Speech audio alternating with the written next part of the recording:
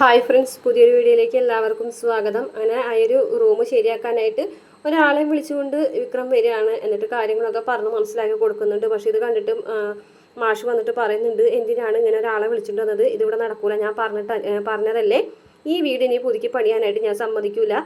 നീ തന്ന ഒരു ഓർമ്മയുടെ സ്മാരകമായിട്ട് അത് ഇവിടെ തന്നെ നിൽക്കട്ടെ എന്ന് പറയുകയാണ്. അന്നേരം വിക്രം പറയുന്നുണ്ട്, ശരി, ഞാനത് പുതുക്കി പണിയുന്നൊന്നുമില്ല, ഇനിയിപ്പോൾ പണിയാൻ പോകുന്നില്ല, അച്ഛൻ്റെ ആഗ്രഹം പോലെ ആ വീട് അങ്ങനെ തന്നെ കിടക്കട്ടെ. പക്ഷേ ആ പൊളിഞ്ഞ് വീഴാറായിട്ടുള്ള ആ വീട്ടിൽ തന്നെയായിരിക്കും ഈ വിക്രം എന്നും കിടക്കുന്നതും അന്തി ഉറങ്ങുന്നതും. ആ കാര്യമൊന്നും ഒരാൾ മറക്കണ്ട എന്ന് പറഞ്ഞിട്ട് വിക്രം സുധാകരൻ മാഷെ വെല്ലുവിളിക്കുകയാണ്. അതിനുശേഷം വേദ പറയുന്നുണ്ട് കേട്ടോ, ഇനിയിപ്പോൾ പൈസയുടെ കാര്യം ആലോചിച്ചിട്ടാണ് ഈ ഒരു വീട് ശരിയാക്കണ്ടെന്ന് ഇങ്ങനെ അച്ഛൻ പറയണമെന്നുണ്ടെങ്കിൽ എൻ്റെ കയ്യിൽ കുറച്ച് സേവിങ്സ് ഉണ്ട് അച്ഛൻ, അത് ഞാൻ തരട്ടെ, അത് വെച്ചിട്ട് നമുക്ക് ആ ഒരു വീട് പുതുക്കി പണിയാം എന്ന് പറയുന്നുണ്ട്.